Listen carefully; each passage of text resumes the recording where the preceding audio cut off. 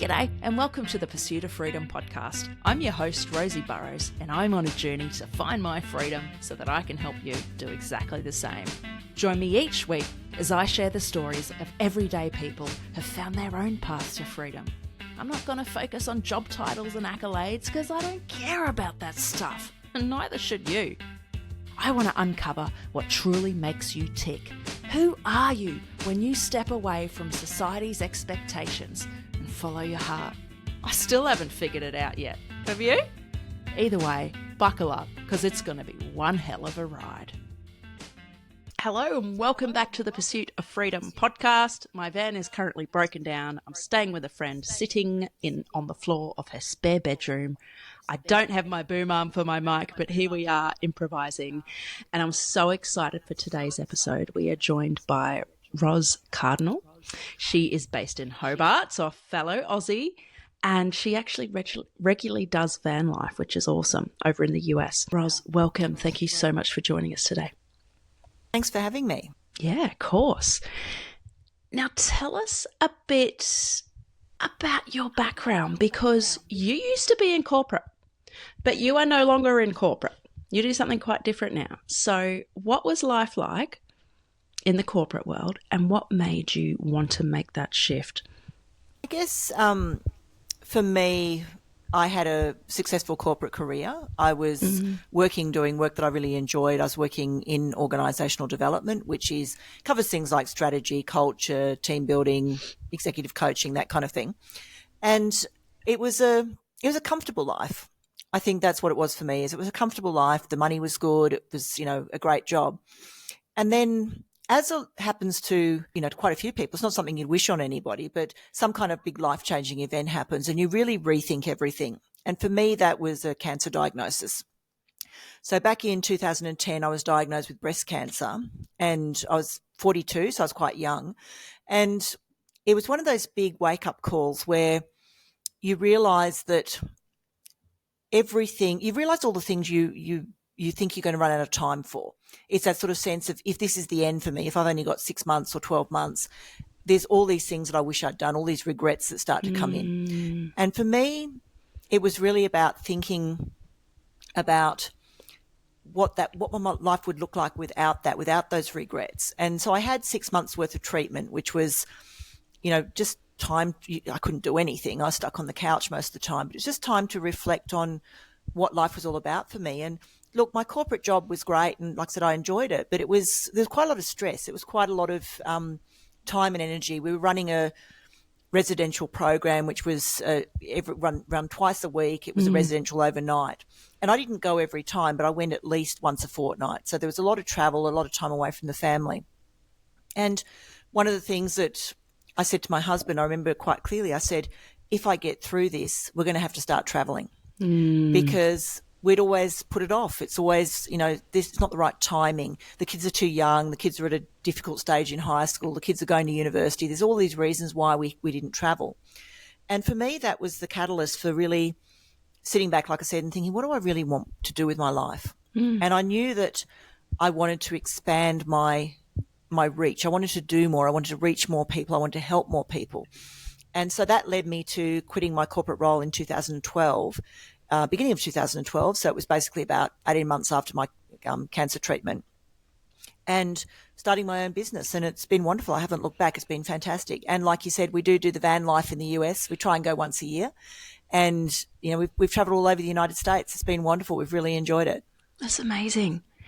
Something that's come up in conversation with a few people recently on the show is how it's often these awful life events, for you it was the cancer diagnosis, that seem to result in these big life changes. And we all of a sudden go, what am I doing with my life? What should I be doing?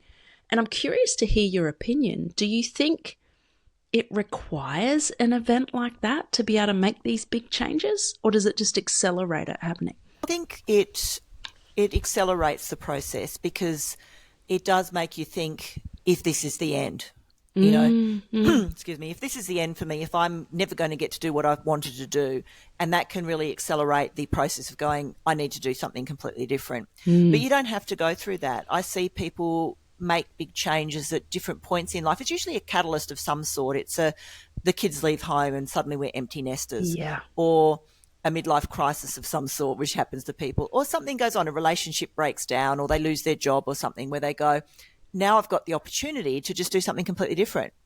If I'm in a job or in a relationship or, whatever it is, it can be really comfortable. And it's that sort of sense of, even though you might want something more, there's not the incentive to go out and do it. And then something will occur in your life where you go, now's the time's right. I don't have the restraints that I thought I had. Like with, if I lose my job, it's like, well, I could get another corporate job exactly the same, or I could go and start a business, or I could go and work for somebody else, or go back to university, or whatever that looks like. And I remember running a program. This was one of the corporate residential I was talking about. And we did do a big segment on, exactly that, reflecting on life. And as a result of that, we did have quite a few people who chose to leave that organisation and go do something completely different. Wow. So we had a accountant who went back to medical school and became a doctor. She was mid-40s, 7 years worth of training and interning and all that sort of thing. And she's now a GP. She's at my local GP clinic.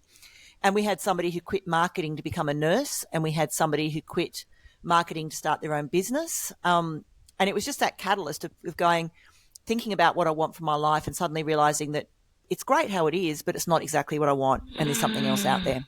We'll get in a minute into the work that you do, but I've got another question on that vein. I meet a lot of people who go, I wish I could do that, but I just can't. That's not realistic. What are your thoughts on that? And what would you say to people who are in that mindset? Humans are amazing. We really are. We can do anything we want if we set our mind to it. And when people say it's not realistic, there's usually it's fear holding you back. Now, it's not saying you take stupid risks. It's not saying you quit your job and decide you're going to just be unemployed and wander around the countryside busking for a living. Or if you want to do that, that's all power to you. But you don't have to do that. It's considered risks, but it's often the risks are imaginary. We look at it and we go, there's too much risk in that. Like starting a business. People said to me at the time when I said I'm going to leave and start a business, people jumped to the risk. They're like, running a business is really hard. And what happens if you fail? And where are you going to get your clients from? And that's a really big, it's a big thing to do with your life. But it was a considered risk because I knew I was employable. So if it didn't work out, I'd get another job. So it's that sort of sense of, you can do almost anything you want to do. Like somebody quitting accounting and going back to med school for 7 years to become a doctor. Yeah. That's phenomenal. I looked at that and went, good for her, but she loves it. She loves what she does now, And it's not to say, a lot of people do that. They get caught in, I went through university. I finished school, went to university. I got a degree as, say, an accountant because I was good at numbers. And it's not something I love doing, but it pays well. I get good money. Maybe I'm working my way towards becoming a partner in an accounting firm or something. I really, really wish I'd done something else, but we think we're stuck with that career forever because we chose it when we were an 18-year-old kid straight out of school. And look, when you're 18, who has any idea of what they really want to do? There's nothing wrong with chucking in a career in your mid-30s or your mid-40s or your mid-50s or your mid-60s and going and doing something completely different. The risk is, it's really, like I said, it's not an imaginary thing, but it's like we create a bigger barrier than it needs to be. Quick interruption before I continue my conversation with Ros. If you haven't already, can you please hit the follow button? It's the easiest way you can support the show. It would mean the world to me. It helps push the podcast to more listeners, which will help me get more amazing guests just like Ros, who we're talking to today. And it also gives me a confidence boost. So hit the follow button. And if you're feeling adventurous, why don't you leave me a review at thepursuitoffreedom.com.au/reviews. I think one of the things I struggle with is when I come across these people, they are desperate for that change, but it's almost like they're not ready. And my automatic reaction is I want to help. I want to coach them and help them and get them on their way to the new path, but sometimes they're just not ready. Would you agree that sometimes people aren't ready or maybe aren't in the right mindset to even consider that there's a different path? Yeah, look, people in different phases of life, look, sometimes there are very real restrictions. Like, for example, if you're a single parent and you've got kids in school and you're the main breadwinner, sometimes you are pretty constricted. Chucking everything in to start a business maybe isn't the right move for you right now. So there are going to be times in life where it's not possible to do the things that you really want to do. But a lot of the time, not being ready, again, it's a feeling. I'm not ready because of all these barriers I'm putting up. And I was reading, and I've read it a few times now, that there's people who are end of life nurses, and they will say that at the end of people's lives, nobody's sitting there going, I wish I'd worked more. They all talk about, I wish I'd followed my dreams. I wish I'd spent more time with my family. I wish I'd written that book. I wish I'd started that business. They all have these dreams, and nobody ever says, I wish I'd done more work in my 9-to-5 job. Yeah, that's really powerful. I know there's a book on that. I can't remember the title, but yeah, it's powerful stuff. And I think framing it in that way perhaps can help us make those brave decisions. Fast forward it a bit. But changing tacks a little bit. Tell us about the work that you do now. You're no longer in corporate, but you do some pretty exciting stuff. And there's still sort of links to the corporate world and what you're doing now. So tell us some more. So I've got two main things that I do. The first one is what I left corporate to do, which is my organisational development consultancy. So I stayed with what I knew I was good at, which is, helping organisations become better at what they do through, it's really about leveraging people. It's that thing of helping organisations become more human-centric, because when people are happy and people are flourishing, organisations do better. We know that. So that's that sort of key arm of it, which is strategy, culture, exec coaching, and so on. And then there's this other line of business, which has kind of grown out of a number of experiences I've had. I was working with a lot of women who were getting to a certain point in their career where they were bumping the glass ceiling. And we know that's a reality. You get to this sort of point in your career where it becomes more difficult for women to advance for a whole range of reasons. But what they were doing is they were looking at the glass ceiling and going, I don't know that I want what's on the other side of that. I don't know if I've got the energy to fight my way through it. And even if I do, on the other side of it, I'm looking at it and I don't like what I see. I don't want to be part of that world. I don't want to be part of the pressure and the hustle and the long hours and the expectations and the dynamics of that kind of environment. I want to do something else, and I don't know what that something else is.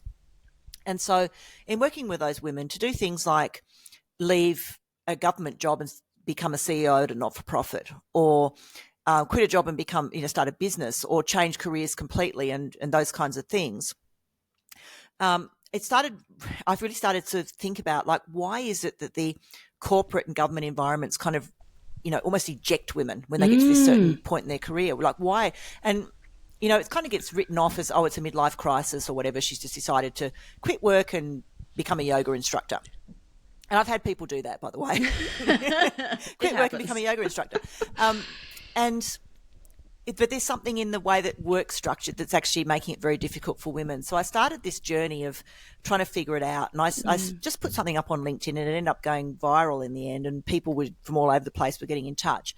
And I talked to 538 women from around the world in an initial, I suppose you'd call it a focus group. And they contributed interviews, they contributed surveys, they contributed to group sessions. And out of that built this really fabulous idea for women that women's leadership can look different, and that women don't need to feel like they have to fit into the mold of when they look through the glass ceiling and see something and go, I don't want that world. They could create something different. And so we created a model, and it came together really beautifully with this group, because I was able to send them an email that said, please finish this sentence, a sovereign woman is, and then all these beautiful words came back, and I was able to flesh out a model. And we've called it the Women's Leader Archetypes, because archetypes are a pattern of behaviour that people can recognise. So if you say that person's a real drama queen, everyone knows what that means, because a drama queen is an archetype. So we developed this model with 4 empowered archetypes and 4 shadow archetypes that appear when we're not at our best. And then so I started in 2016, and that model was developed by 2018. And then I launched it as an assessment tool, and in the last sort of 18 months or so, we've ended up with more than 10,000 women having taken the assessment in 90, wow. I think it's 92 or 93 countries around the world. Wow. So we've got some fabulous, fabulous data on how women lead.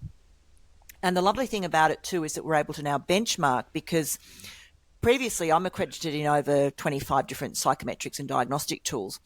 And when I work with leadership using these diagnostic tools, we're comparing women leaders with other leaders who are in the majority of their men. So we're comparing women with a male benchmark.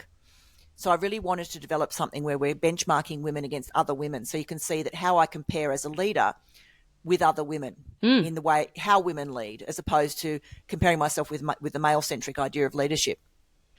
So that's the business that I'm kind of really working on now. So the consulting is still ticking over, but I'm really sort of working into this space of helping women become better leaders, not just in a leadership role inside an organisation, but better community leaders, better leaders in their families, and so on. Through this model of this is how women lead when we're at our best. This is what it genuinely looks like. We don't have to model ourselves on male leaders anymore, because that's what we did. I did it in my early career, because you've only got men to look at as what does leadership look like. It's men. And discovering the fact that women can lead quite differently has been quite profound for the women who've been through the process and been through the assessment tool. So it's something that I'm really working on. There's two prongs to it. One is the women that we work with, and the other part is how do we change the system we work in so that it values female leadership rather than ejecting them. How do we change the conversation at the top table that goes, women's leadership is important. It needs to be valued. It needs to be respected. Both voices are equally as valued, men and women. Both styles of leadership are equally valued, male and female, not the male model being the paradigm that we measure ourselves against. And then about a year ago now, I released an accreditation program for coaches to actually become accredited in the model and the tools to use with their clients. And that's been a real focus again for me, is kind of mentoring those women and supporting them to grow their businesses and become better coaches. So that's where I'm at. Long story, I know. Wow. Just up to that little thing, right? That's amazing. That's a huge piece of work. And I've got so many questions going through my mind, but let's start with one. Yeah. Do women in leadership differ from men in leadership? I actually haven't worked with many female leaders. And that's the challenge for all of us, is that we haven't. So we've only seen the male style of leadership. And what you see with women is I'll kind of take you back to some of the women that I spoke to. So I had women who were running businesses, and there was a beautiful woman I spoke to called Jess, and she has started a business in the US, and she's the largest provider of cockroaches to the live reptile trade in the US. So apparently owning lizards as a pet is a kind of a thing. Like, ew. But anyway, owning a lizard as a pet is a thing, and they eat live cockroaches. So she started in her garage and started growing cockroaches. And as the demand grew, she started reaching out to women that she knew who were lower socioeconomic areas, women, single mums, people who were struggling on welfare, and offered them the opportunity to join her. I suppose you call it a consortium. And now she's grown this network of women who just all work together beautifully collaboratively and supply these live cockroaches to people who want them for their lizards. And they sell to zoos and all kinds of things. But she built that. She could have, and she said she could have, when the demand started to go up, she could have built a big shed and expanded her operation. She could have built a factory. She could have hired people, but she didn't want to do that. She wanted to create a ripple effect for other women like her, and she chose to do that. And in talking to, like, a woman I spoke to who runs a speech pathology practice, and she said that in her business, she doesn't feel like the leader. It's like a really collaborative effort. So women in leadership, it tends to be like a Venn diagram, not like a pyramid, like, your traditional hierarchy where the higher you go, the fewer jobs there are and the more the competition ramps up. It's like this Venn diagram where we overlap where we need to and we all work together. And she said she hasn't deliberately employed only women, but she said when I interview men, they always end up opting out of the process because they look at what we're doing and go, I don't understand that. I'm not sure how that would work for me. But she said she's got all women practitioners. They're all part-time because they've got families. And she said that if somebody's sick or one of their children is sick, they all huddle together and go, right, let's split up the clients. So they will divide that person's clients for the day up into, hand them off to other people. And everybody looks after it. Everyone steps up and takes an extra client or two that day, and they fix it all, and everybody's happy. The client's happy.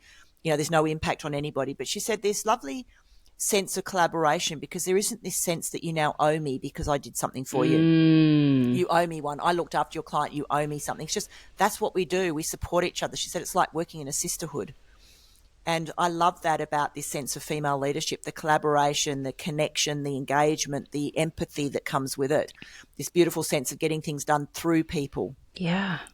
that I love. And that's quite different from my experience in corporates and government. And for a lot of other women as well, it's very, very different experience because we're used to that hierarchical. And look, there's nothing wrong with it. It's very tactical. It can be quite strategic. It's very, but it is that hustle culture.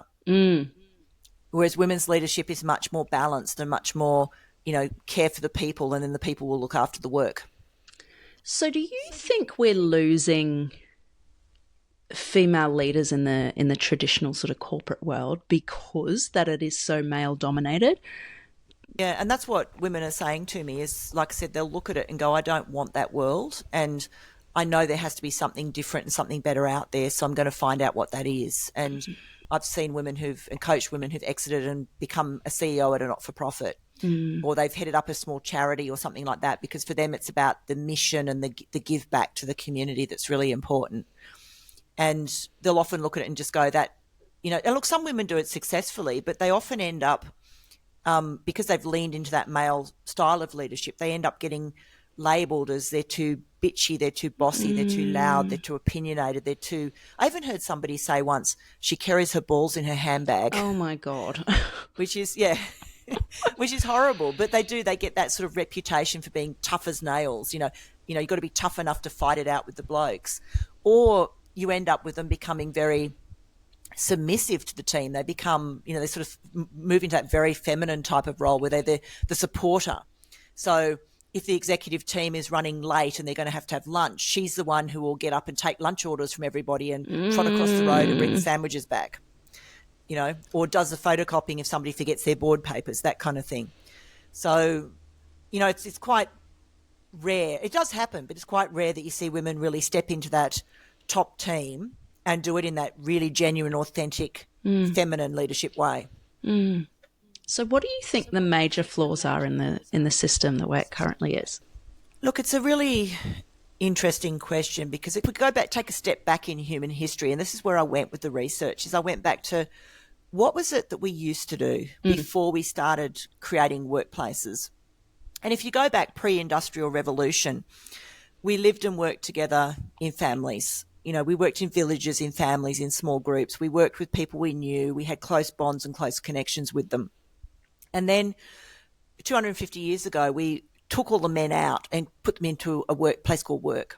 And so those workplaces were designed by men for men in ways that worked for them, because women weren't there. We just weren't represented in any capacity in the early days of the Industrial Revolution. We didn't come into the workforce until World War II, and then we went out again. And then we came back, and it's only really been, the generation before me in the Commonwealth Public Service had to resign when they got married. Wow. Because they were taking a man's job. I was actually talking to somebody today, I think it was, or it might have been yesterday, who said that she used to get a pay slip from her job that actually had men got a bonus. It was like a family bonus because they were supporting families. So women didn't get it, the men got it.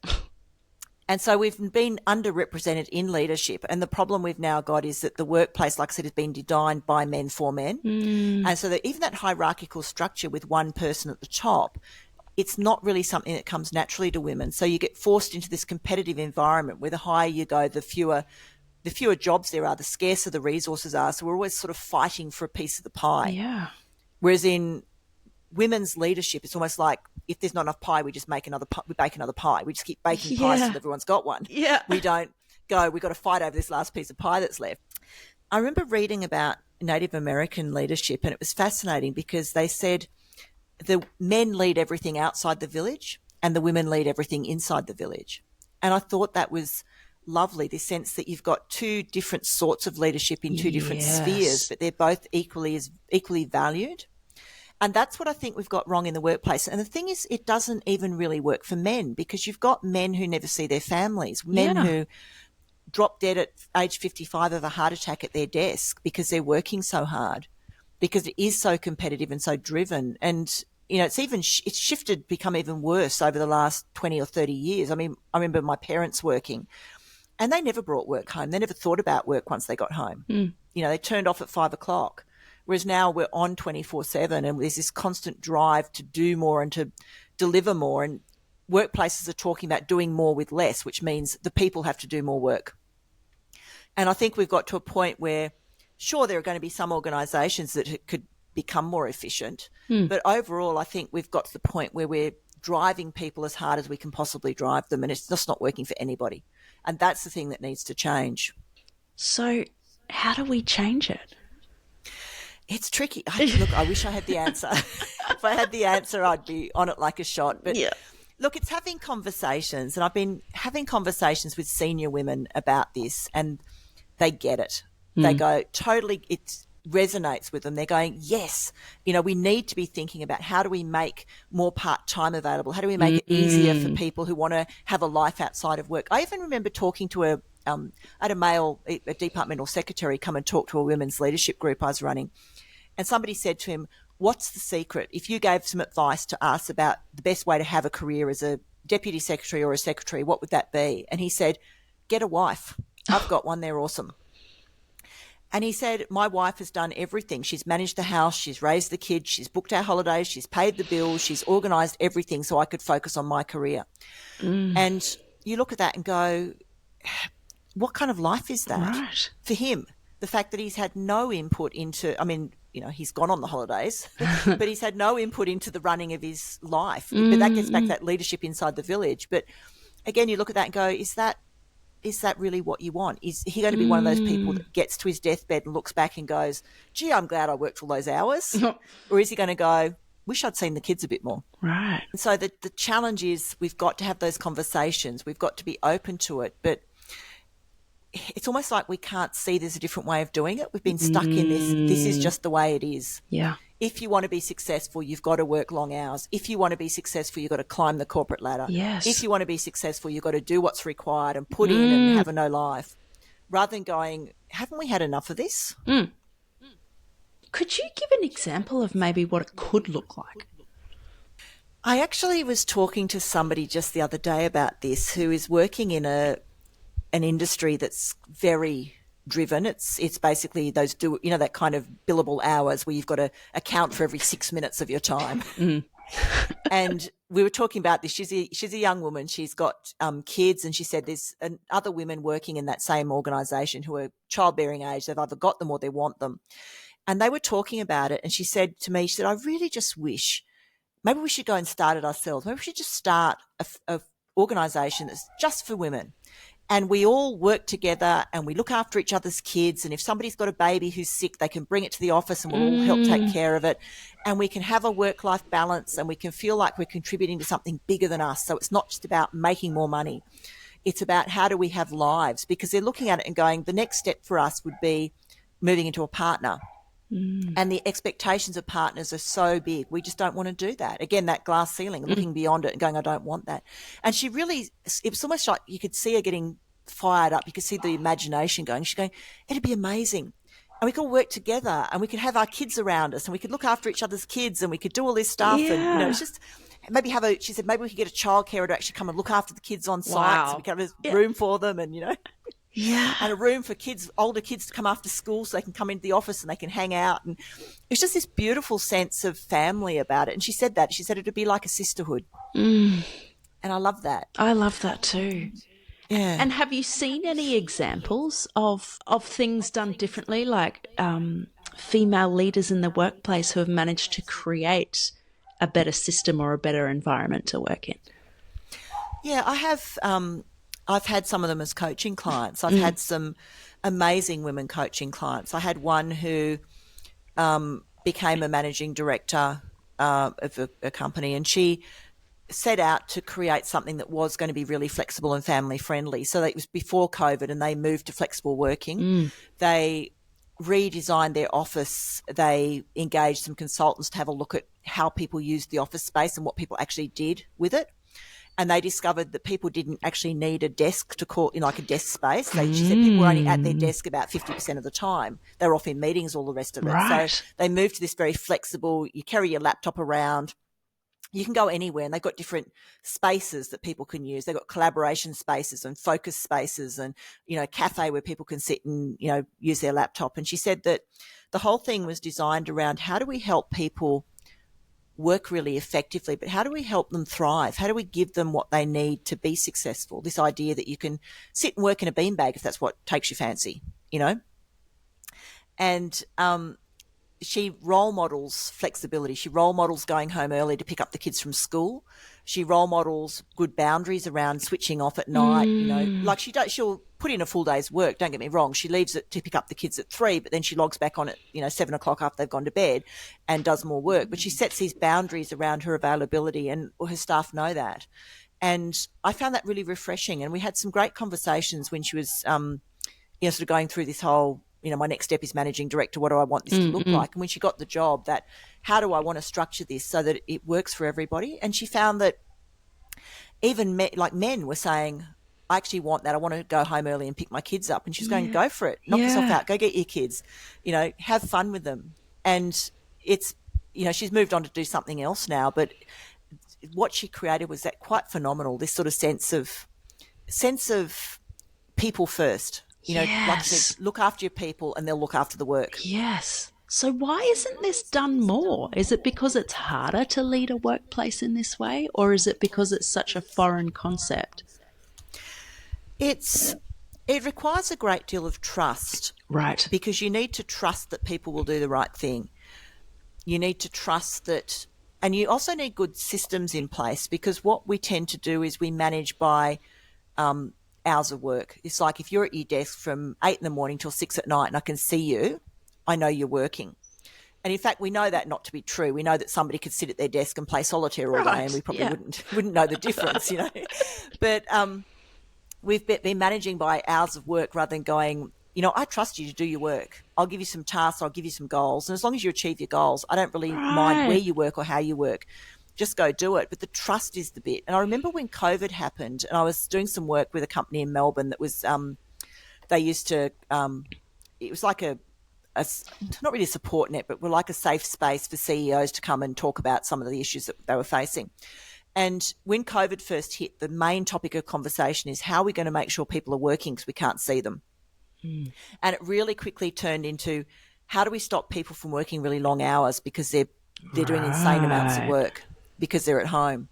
But then when I talk to people in the organisations, what I was hearing is I'm so productive because I don't have that 3-hour commute. I don't have an hour and a half in the morning, hour and a half in the afternoon in Sydney in traffic. I can get up and go for a walk with my kids and the dog, and then I come home, we make breakfast, we sit and have a chat, then we all sit down at the kitchen table, the kids start schoolwork, I start my work, and I'm so relaxed and I feel so productive because of it. And so the big piece there is the trust. And then COVID kind of finished and we're clawing it back, which is so disappointing. Do you think leaders are scared of trying something different? I don't know that it's scared necessarily. It's just because of the busyness of work, because we've created this monster, I don't think they often don't have the time to sit and really think something through. So an idea gets presented and it's that knee-jerk, quick yes or no answer because this sense of urgency around I have to make a decision quickly because there's so much else on my plate. I need to just get this one off and out. So if somebody says, hey, what about this idea of a 4-day working week? They look at it and go, too hard, get rid of it. No, we're not doing it. Whereas if you sat and reflected on it and went, okay, let's explore this. What are the pros and cons? What's everybody else doing? How's this working? What's the evidence that this is a good idea? They might actually go ahead and implement it. So I think, again, we've created this monster with work where it's all consuming. It's this idea that you've got to spend your whole time with this sense of urgency about it. I've got to run from one meeting to the next. I've got to do this. I've got to do that. My to-do list is 1 million items long. I never get a breather. And that's, I think, the problem, the fact that we don't get time to really reflect on something and make a really good decision based on data rather than just a yes, no. So what advice would you offer to leaders who want to try something different but are just feeling overwhelmed or it feels too hard? Where do they start? What's a good first step for them? Whenever we're looking at any kind of change to the workplace, my advice is always talk to your people, listen to your people. Let's engage with people and see what they want. With without setting the expectation that we'll do it. Somebody said, let's work 1 day a week and still get paid 5 days. It's like, okay, no. So realistically, we can't implement everything, but start talking to people and start listening to people and see what they want. And you know, as regards to remote work, for example, most people, when they're asked about it, will say, I'm pretty happy to come to the office 2 to 3 days a week. Right. Because I can talk to people, I can have meetings, I can collaborate, I can nick up to the post office during my lunch break, all those kind of things that go with the convenience of being in the CBD. But I want the flexibility to have a couple of days at home. Mm. And we know that because, you know, we've asked people about it, but you see organisations like the New South Wales government mandating return to work because they're concerned about coffee shops in the CBD that aren't doing very well because workers aren't around to buy lunch there. So I understand the reasoning behind it, but at the same time, you've given somebody this gift in 2020 of the flexibility, and we're in the end of 2024 and you're taking it away. And that's 4 years is a long time to get used to something and to enjoy it, and then to suddenly be told no. And look, I have a couple of clients here in Tasmania who, when the Tasmanian government mandated return to work, they quit their jobs. Wow. Because they were loving what they were doing. They were working remotely from somewhere in the state that wasn't convenient to kind of drive to Hobart to work. And one of them I know got a job with a mainland company that, you know, snapped her up. She's in marketing. They snapped her up and they said, work from wherever you like. We don't care. If we need you here, I think it's based out of Sydney. If we need you here, we'll fly you up. Yeah. Yeah. So why on earth are some governments mandating this return to work? Why do you think they're not considering alternative solutions? Because you mentioned that example of, you know, they're worried about the coffee shops, you know, or local businesses going out of business because the workers aren't there. Look, there's a number of economic factors at play. There is that's how do we support the local businesses in the CBD when the CBD is drying up and becoming dead. The other thing is that a lot of the big office buildings are owned by superannuation companies. And if you have high vacancy rates in the CBDs, that obviously starts to affect the economy. And look, I remember working with a client during COVID who went down from having 5 floors in a building to having 1. Wow. Because they said, we're not coming back to work. It works so well. There's no way we're going to drag people back to work even when we're allowed to. So we'll come down from 5 floors to 1. We'll put hot desks and meeting rooms in. And the expectation is people will work from home. But if they want to come in, there's a desk for them if they want to. And because there are some people who can't work from home for various reasons. Right. So then you've got 4 vacant floors in that office building that have to be filled somehow. Yeah. So I completely understand the economic drivers behind it for particularly big business and government who've got that lens on it, which is how do we sort of make sure that, you know, landlords are making money, that superannuation funds are making the money that they have from owning the building? How do we make sure the small businesses like the coffee shops and the takeaways and things stay open? So I totally get that. But we are seeing people who are making decisions about moving on to do something else because of that. It's a bit of a wicked problem, isn't it? There's so many different moving parts and so many knock-on effects. But I think it's great that there are people out there like you who are challenging the status quo and going, hey, there is a different way. And I'm curious what your thoughts are. And I have a suspicion of what you'll say, but I'm going to ask it anyway. Is there a type of leadership that is better than others? And is it possible for men and women to work together in harmony? Absolutely there is, because like I said, it's about both styles of leadership being equally valued. And we see that in research that's been coming out, you know, over the last year or so around organisations who've got equal representation of male and female at the board and also at the executive level perform better financially. So we've actually got proof that the model can work when you've got the both types being equally valued, because they are quite different. And it's not to say that there's a better type, it's just that they're different. And you get that, like I said, if you've got this almost like this male-centric leadership about, you know, drive and delivery and getting things done and achieving things, and that sort of really strong, you know, almost like that hustle culture, that's great because it delivers things, it gets things done, it absolutely does. But then if you've got this more collaborative, more human-centric voice there as well, saying, you know, yes and. It's not a yes but, it's a yes and. And it's I mean, the two styles, when they're done really well, they can actually look very similar because they've got similar characteristics to them. But really, if you sort of said, if we combine them into one leadership style, and what does the perfect leadership style look like? It really is this combination of having great vision and being able to communicate that to people. So you've got to, you know, this is where we're going. being able to articulate how we get there so people have confidence that we can do it. The nurturing and the growing people and bringing them on the journey with us, this idea that we, like I said, look after the people and they'll look after the business for us. That's what it looks like if you kind of go, if we combine it all and what does great leadership look like? That would be it. Because when I ask people, which I do quite a lot, tell me about the leader who's brought out the best in you. If you can think about someone in your career who's been a great leader, what are their characteristics? And that's what they say. They'll say they had great vision, they listened, they communicated, they supported me, they mentored me, they had my back, they were non-defensive, they were, we got on really well, they cared about me as a person. That's what humans want. That's how we want to work. I mean, just listening to you talk, I think I'd go back to traditional 9-to-5 work, or if it was like that. Sounds glorious. Like that. Yeah, I know. Me too. Yeah.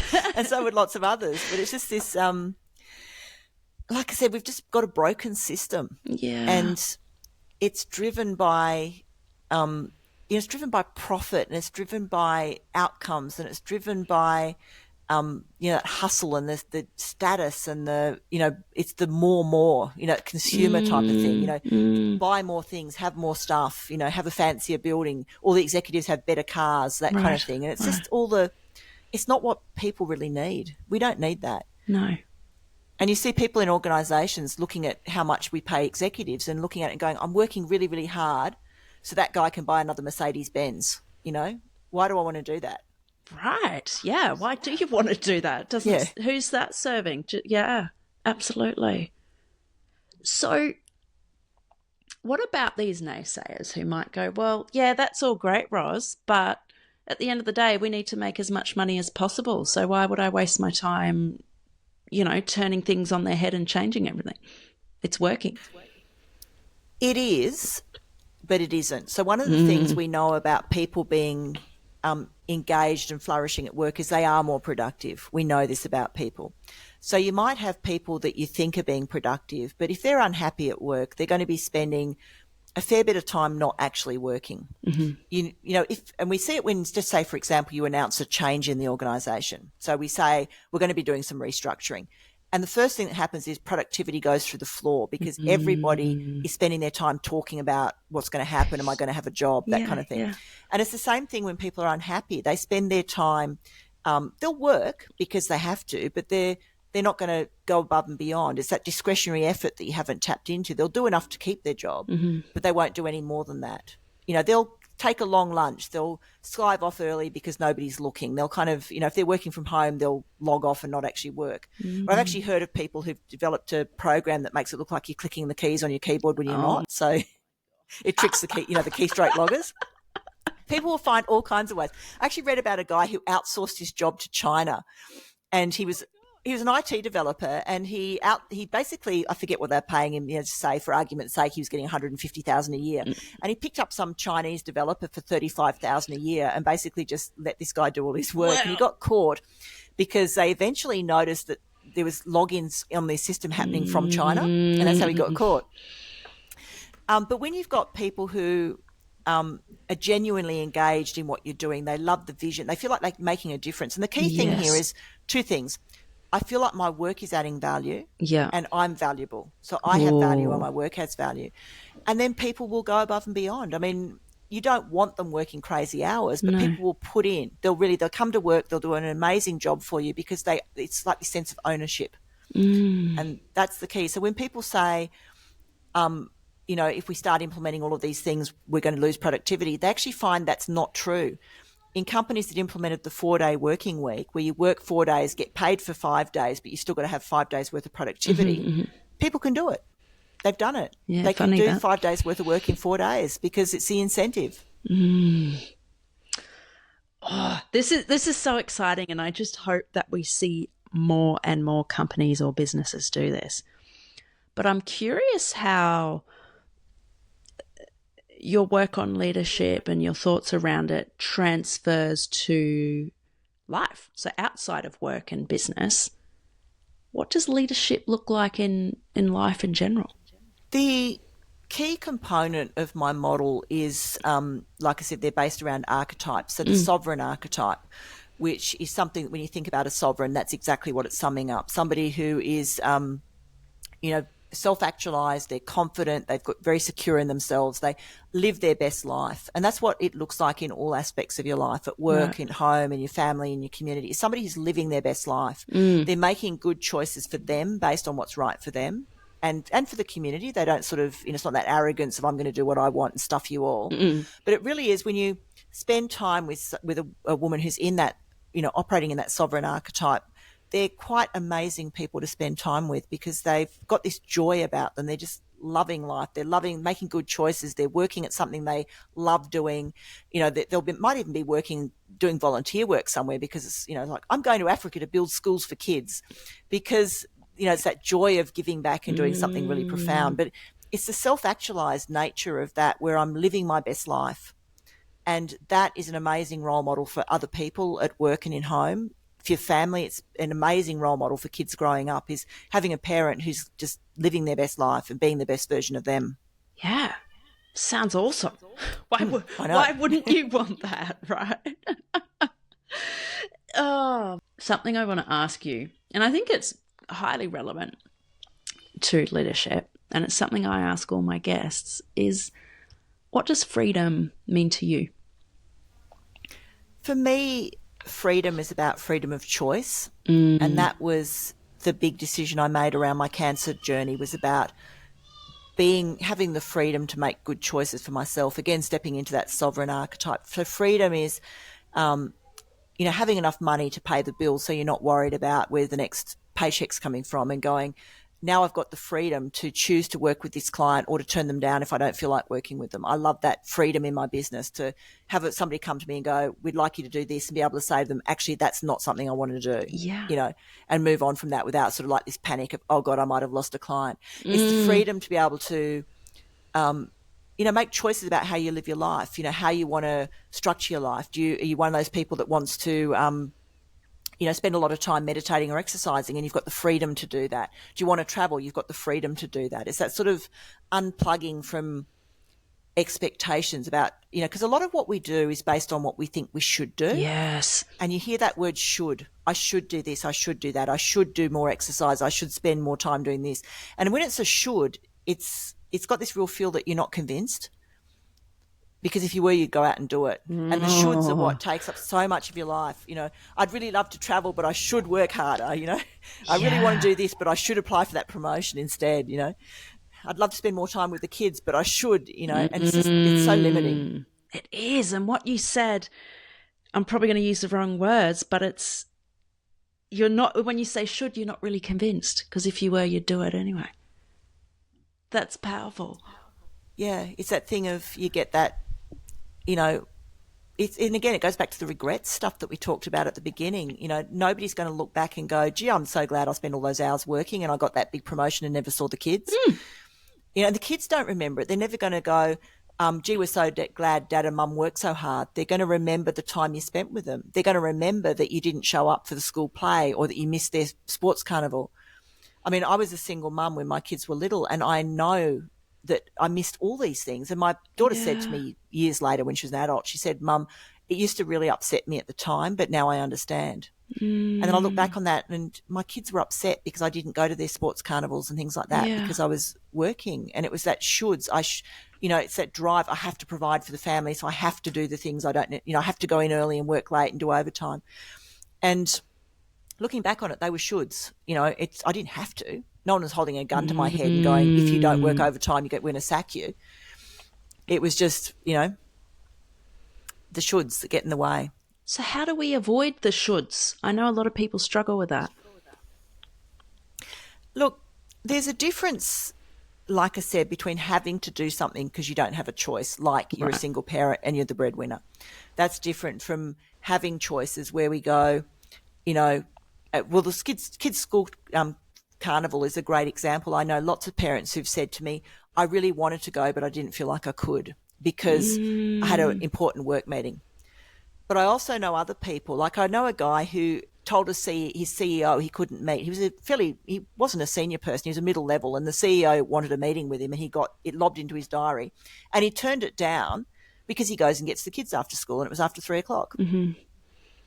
And that takes a lot of guts to say no to your CEO because I'm sorry, I pick up my kids after school. That's the deal. And that's somebody who's really standing true to their values and going, this is important to me and I'm going to do it my way. And that's the thing, is being really, really clear about what you want, what's not negotiable in your life, and then sticking to it, because boundaries are hard. Yeah. And they're really hard. The hardest boundaries are the ones you have to set with yourself. Oh, yeah, that's so true. Oh my goodness. Yep, I'm laughing because I can relate to that. Oh my goodness. If there, well, it would be a take-home message for the listeners. So you'll be glad to hear about 70% of them are women. And a lot of listeners are solopreneurs or small business owners, so they're not necessarily in that corporate setting. So what message would you have for them? Look, I think for everybody, and this is true for myself as well as everybody else, it's get really clear on your purpose and your values and then stick to it. Once you know your purpose and you know your values, and then you can set good boundaries, you can design your life around your values. Yes. Like, my top value is making a difference, and that's what I do. And if you can figure that out and live by that, that really is freedom, because you're doing what makes you happy. Yes. Preaching to the choir. I'm a huge advocate of that. Getting clear on your values and what's important to you. Making decisions becomes so much simpler. Not necessarily easy, but when you're clear on what's important, it's quite simple to make those decisions. You go, well, no, that's not taking me in a direction where I want to be. It doesn't let me be with the kids, or it doesn't let me do blah. Yeah, exactly. So it's that school carnival decision is like, if family is my top value and my workplace says to me, or a client says to me, if you're a solopreneur, a client says to me, can I book you between this time and that time? That's when you go, no, because the school carnival is important to me and I know that family is my number one value. So if I don't go to the carnival, I'm not living my values and I know I'm going to regret it later. Just listening to you say that makes me feel empowered. Saying no to that situation. Oh.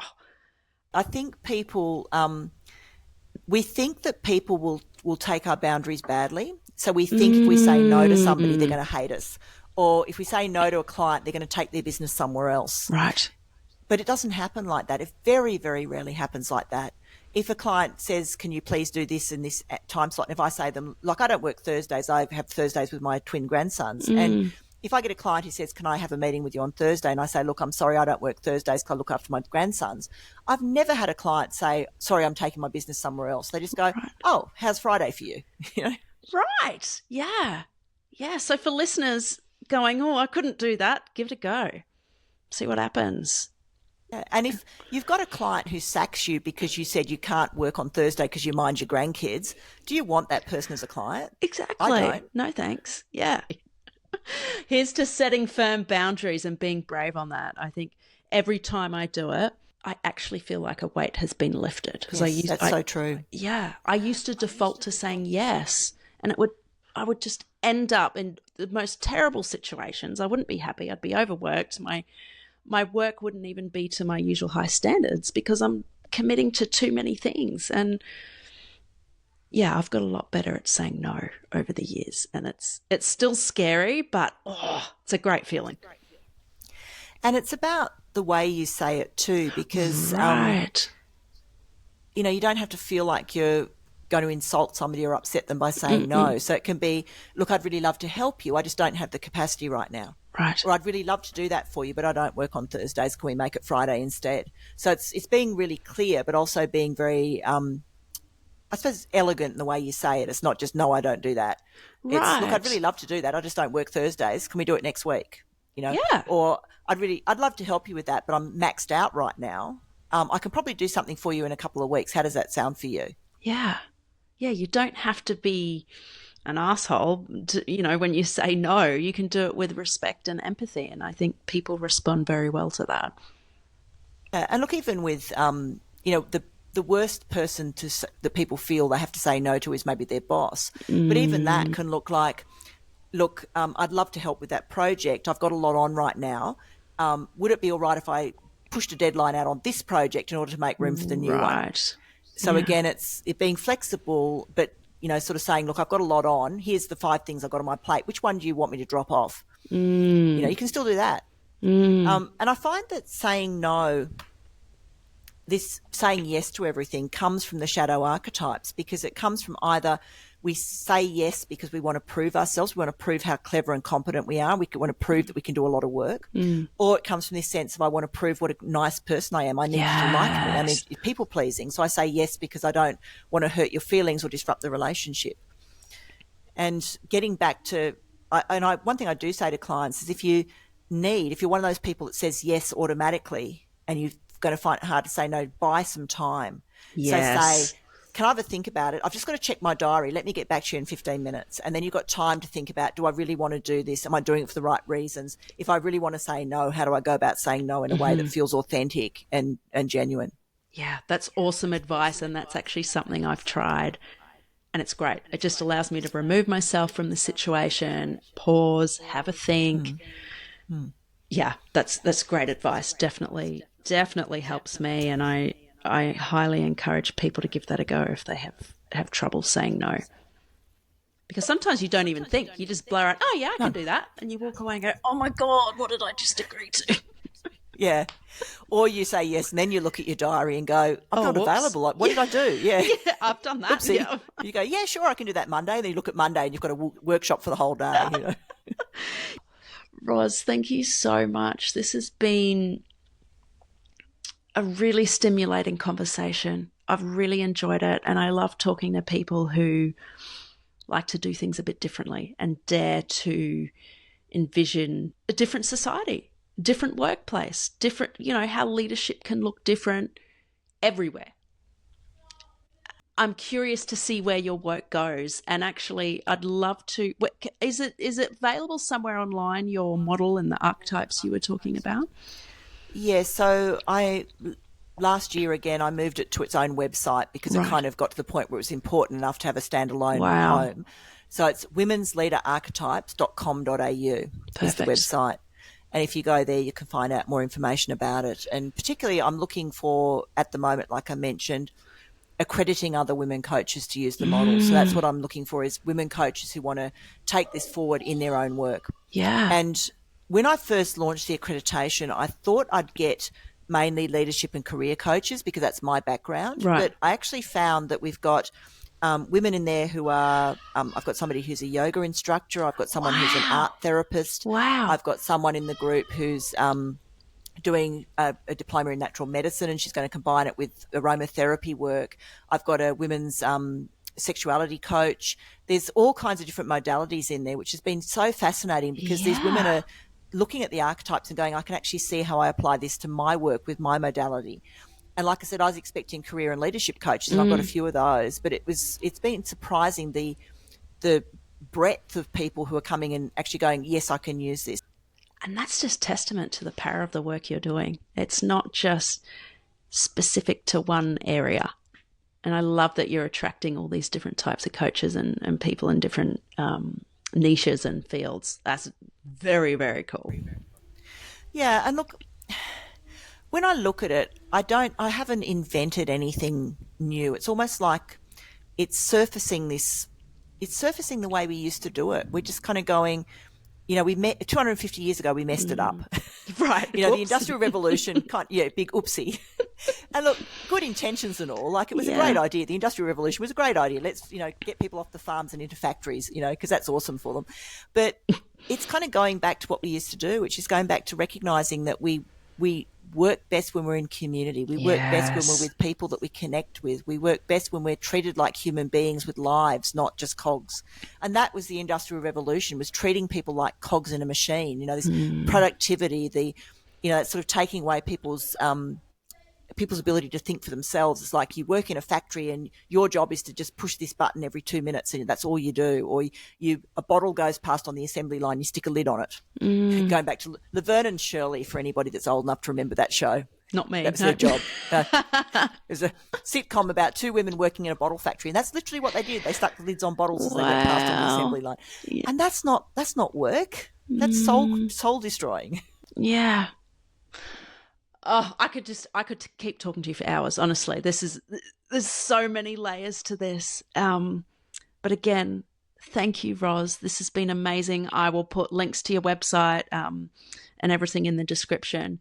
And we actually connected on LinkedIn, so definitely go follow Ros on LinkedIn. Is there anywhere else people should follow you, Ros? Well, you can find me on LinkedIn. You can find me on Twitter, X as it is these days. On Facebook, Shaping Change has a Facebook page, and Ros Cardinal is my business page for the Archetypes. I'm not on TikTok. I've refused to do that, but, you know, you can find me I write on Medium as well. Cool, So yeah. there's a few places you can find me. Oh, fabulous. Thanks again, Ros, and we will talk soon. Lovely. Thank you for having me. I've really enjoyed it. Likewise.